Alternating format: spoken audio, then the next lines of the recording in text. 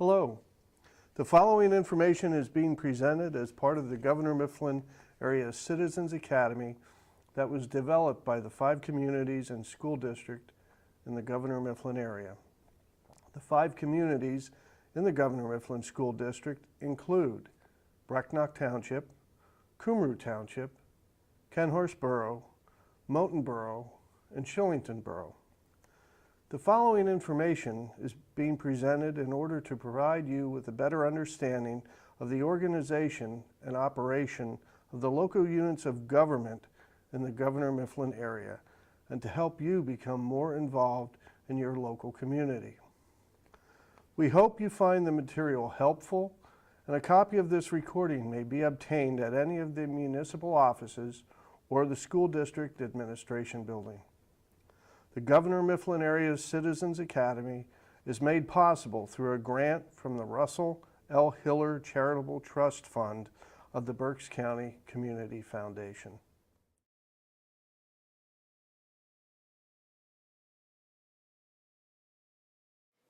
Hello, I'm Kevin J. Smith. I'm the Director of Safe Schools for the Governor Mifflin School District and a school police officer. Governor Mifflin School District is unique in that we have a total of 6 police departments that provide coverage to residents within our jurisdiction. The Governor Mifflin School District has its own police department. We're also represented by the Brecknock Police Department, the Cumru Township Police Department, the Borough of Shillington Police Department, the Moulton Borough Police Department, and the Borough of Kenhorst is represented by the Reading Police Department. We interact on a daily basis, and we're here to provide you with some information regarding what kind of services we can provide for you.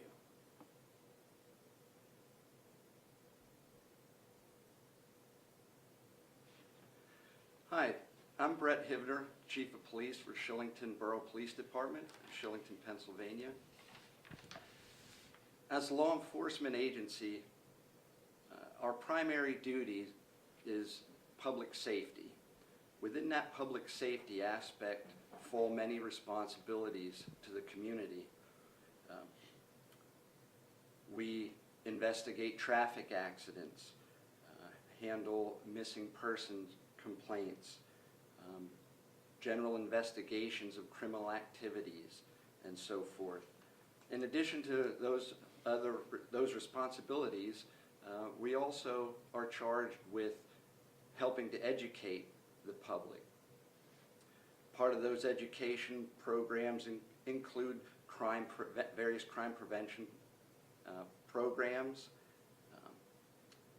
ways to detect and deter crime, follow-up investigations, crime scene investigations, and so forth.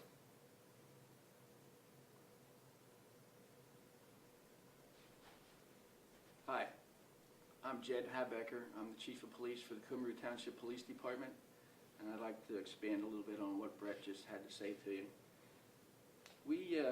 Most police departments approach crime from a ladder standpoint. We like to start at the bottom rung and do our best to prevent crime and educate people when they're young, so that we can get them on the right track from the very beginning. A lot of the programs that we use to do that would be the kid card programs, the bicycle safety rodeos, which Cumru Township and Shillington run one of those each year. We do it in conjunction with each other. We do bicycle inspections and hand out helmets to the kids. We have a trout derby, which Cumru Township Parks and Rec Department assists the police department with that. We conduct department tours. We have all the 5th graders from the Governor Mifflin School District come up and tour the police department. We also have the cop card, the trading card program, where the kids collect the trading cards from the various police officers.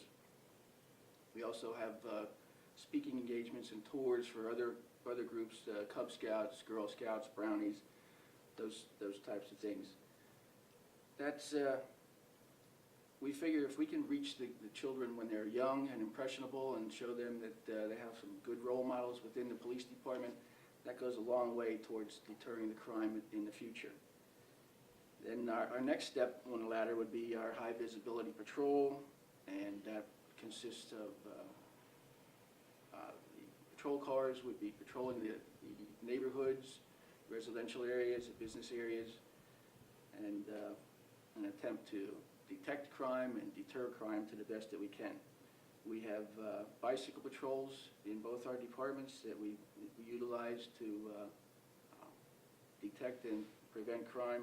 That's also a good public relations tool for the bicycle patrols and bicycle officers to contact the young individuals as well. We have directed traffic enforcement and sobriety checkpoints. The next rung on the ladder would be the crime scene investigations. Obviously, we can't reach everybody, we can't prevent all the crimes, we can't deter the crimes, so we're going to have crimes. Once we have a crime, we're going to have to respond to that crime scene and take action from there. Normal procedure would be for the patrol division to respond to a crime scene. Their most important function at that point would be to render aid to any injured parties, and once that is taken care of, then their second most important goal would be to preserve any evidence. They would identify witnesses, collect any basic evidence at the scene, interview victims and witnesses at the scene. Some crimes can be handled by the patrol division, and depending on the severity of the crime, the next step would be the criminal investigation division would be called out. Sometimes they would just investigate it a day or two later. Sometimes they would come to the scene and join in the investigation at that time. That step of the ladder for the criminal investigations includes analyzing the statements and identifying possible suspects from information that was gathered by the patrol unit. At that point, they would locate and interview suspects, possibly escalated to an interrogation. Then often the criminal investigation division would need to execute search warrants. When they execute a search warrant, they're looking to gather forensic evidence, recover property, or seize contraband. Some of the evidence or the contraband that is seized as a result of an investigation or a search warrant execution would then be sent to the crime lab for further analysis. The criminal investigation would also include evaluating statements and evidence to determine if there's probable cause for a criminal arrest. That stage includes determining exactly what charges you have, what violations were committed, what breaches of the peace or violations of law were committed, and doing a little research and filing the proper charges on a criminal complaint. Then once you file a criminal complaint, the district attorney's office becomes involved with the prosecution of the case. The police departments often get assistance from outside agencies, and Chief Hibner is going to outline some of the assistance that we gather from other agencies. As Chief Habecker explained, as law enforcement, we are charged with many duties and responsibilities. And as smaller municipal agencies, certainly we rely on assistance. It's not like on TV or in the movies where crimes get solved within a half an hour or an hour's time. Part of the things that that Chief Habecker explained takes a lot of time. With those assisting agencies that help us, we have the Berks County District Attorney's Office. They help us in many ways. They provide certain forensic laboratories for us to send our evidence to, that they process, like forensic computer work and so forth. They provide assistance in traffic reconstruction if we have fatalities or a major accident where we as smaller agencies don't have the manpower or the time to dedicate to in-depth investigations. We also receive assistance from the Berks County Sheriff's Department in many areas for warrant service, canine services, of course the Pennsylvania State Police, the Game Commission, the FBI, Reading Police Department, and other county agencies all serve as assisting departments. Okay. I'd like to just touch on the normal personnel complement of both of our police departments. Cumru Township, their full complement should be 25 sworn police officers. That's comprised of a chief, 6 sergeants, 3 detectives, and 15 patrol officers. We also have 2 civilian staff. Shillington Borough has 8 sworn officers comprised of a chief, sergeant, a detective, 6 officers, and 1 civilian staff.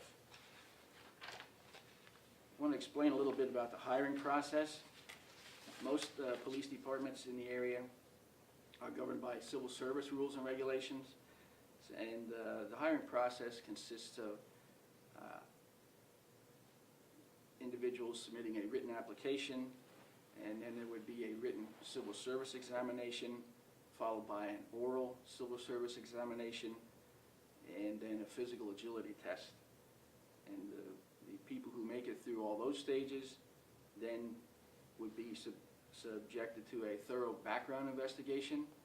And once all those steps are completed and there is an opening available, the municipality at that point would make a conditional offer of employment, and that would be conditional upon the officer or the candidate passing a psychological and a medical examination. And once all that is completed, they would be hired. Most police departments require Act 120 training for the new candidates. Not all do. The Act 120 training is the basic police academy. That consists of 752 hours, which is approximately 5 months of intensive training at a police academy. We have a local police academy, Reading Police Academy, which is held over at Alvernia College. Various community colleges offer the basic training, the Act 120 training, and the Pennsylvania State Police also offer the training. Once they complete the training and they come to work on the street, most police departments have a field training officer program. In Cumru Township, we have a 12-week program where the officer rides with another training officer and receives 12 more weeks of intensive training before they're actually turned loose on their own to patrol the streets. Once they're turned loose on their own, that's not the end of their training. Most departments offer periodic training for various specialties and special services, but all policemen in Pennsylvania are required to do a mandatory 16 hours a year it's called in-service training.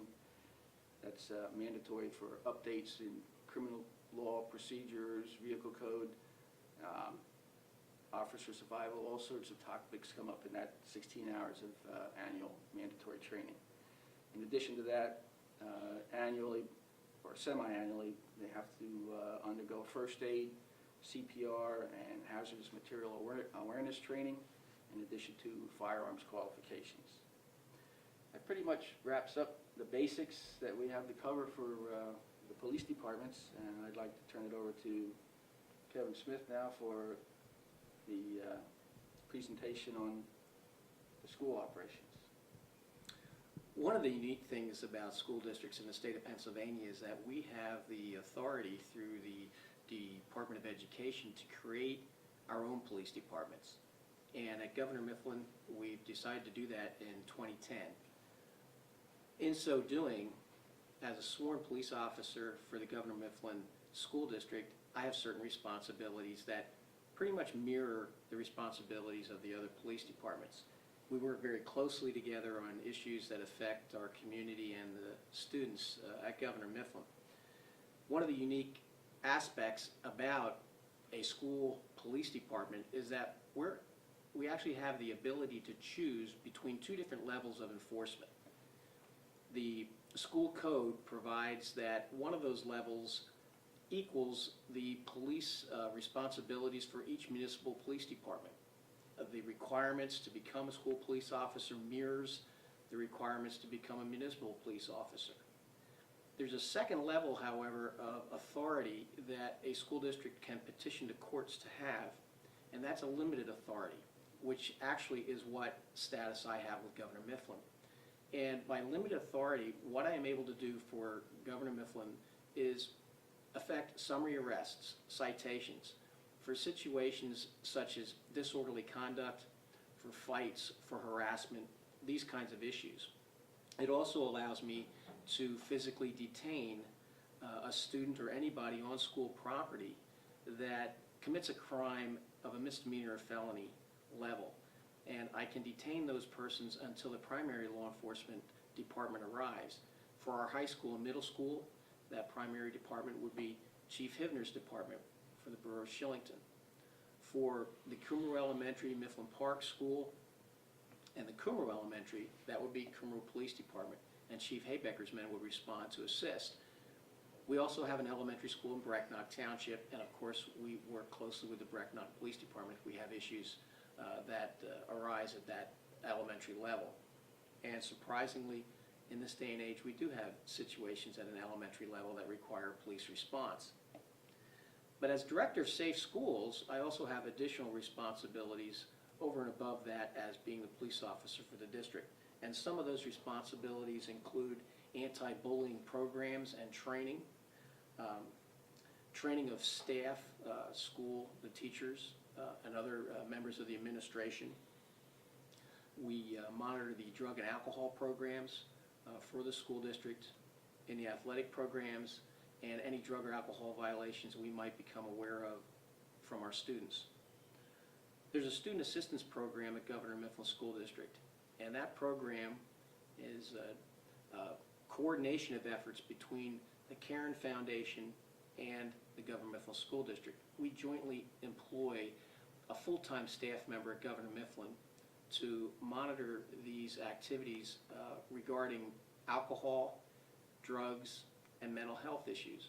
So during the school day, if a child is confronted with a situation that involves those areas, there's some place that they can go within the school district. They can talk to our SAP, they're called our SAP coordinator. A lot of times situations develop, they're confidential in nature as they're disclosed to our SAP coordinator, but our coordinator can converse with law enforcement when it's necessary as a follow-up to either drug, alcohol, or mental health issues. And we bring in a variety of county agencies to assist us when those situations develop. Also, as the Director of Safe Schools, I'm responsible for the Safe Schools data collection and the reporting annually of our Safe Schools information to the Department of Education. I also oversee the safety issues involving the Transportation Department, and I assist in each school building with disciplinary issues that might arise. Unfortunately, some of the discipline years ago could be handled within the school district.